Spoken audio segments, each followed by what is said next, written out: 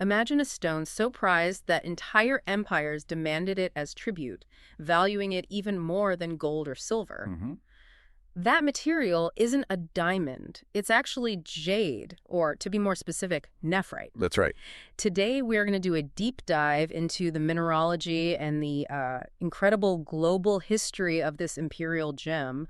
We'll trace how this one rock connected cultures across continents for millennia. And to start, we really have to clarify what we're talking about, because when most people say jade, Uh-huh. they could mean one of two different minerals. Okay, right. Yeah.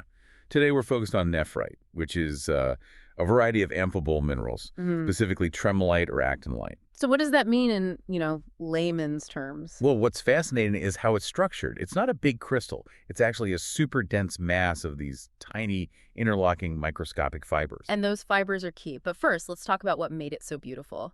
The colors and textures are what made it a status symbol, right? Oh, absolutely. The most prized version, especially in China, is this translucent white, maybe with a little bit of a yellow hue. That's the famous mutton-fat jade. That's the one. And you also see an opaque white or brown one. The chicken bone jade. I love those names. The names tell you so much, don't they? Mutton fat isn't just the color. It's the feel, the luster. It's this soft, subtle, almost oily glow that was valued so much more than simple brilliance. Okay, so if it was so valuable, they were carving huge things out of it, even tools. How hard is it? Our sources put it at about a 6.0 to 6.5 on the Mohs scale. Yeah. Isn't that a bit soft for something used for tools? It is relatively soft, yes. Yeah. But that's where we often miss the key point. Nephrite isn't famous for its hardness. It's famous for its incredible toughness. Ah, okay. There's a difference. A huge difference. Those interlocking fibers I mentioned, they make it almost impossible to break. You can smash a diamond with a hammer and it shatters. If you hit nephrite, it just absorbs the shock. So that's why it worked for tools and weapons, and why it was so hard to carve. Exactly. Yeah. It required painstaking abrasion, not just chipping away. And that utility is even baked into its name. It's the name Nephrite, Yeah, it comes from the Latin lapis nephriticus, which means kidney stone. The Spanish name, piedra de jade, gives us the word jade, and also refers to its supposed use in treating kidney problems. wow. Okay, so let's pivot from its name to its global journey.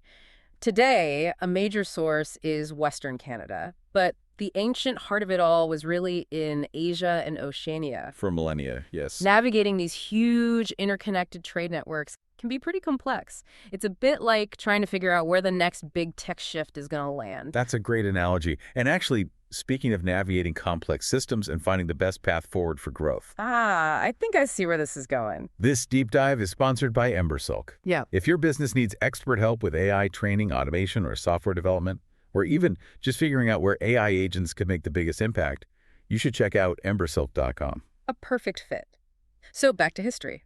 China. Right. In China, nephrite was foundational. I mean, we're talking Neolithic times, like the Hongshan culture back in 4700 BC. It quickly became known as the Imperial gem. And the main source was in Khotan, right? In Xinjiang. Yes, from the White Jade and Black Jade rivers. This was the stone that was sent as tribute every year along the southern leg of the Silk Road. And like you said, it was valued above gold or silver. That's just astonishing. And it wasn't just a land-based phenomenon. Not at all. We had the Maritime Jade Road in Southeast Asia, a massive sea trade network that ran for 3,000 years. 3,000 years. At its peak, from about 2000 BCE to 500 CE, jade mined in Taiwan was processed in the Philippines and basically fueled a golden age for societies all across that region. And then finally we have its role in New Zealand. Yes, where it's known to the Maori as punamu, or a greenstone. It's considered a tonga, a sacred treasure. And its collection is still tied to the Ngai Tahu Iwi, the local tribe. Deeply. It wasn't just for decoration. It was used for adzes, for weapons like the mir, and ornaments like the heitiki. And all those items were believed to hold mana, right? Spiritual power. Yes, immense prestige.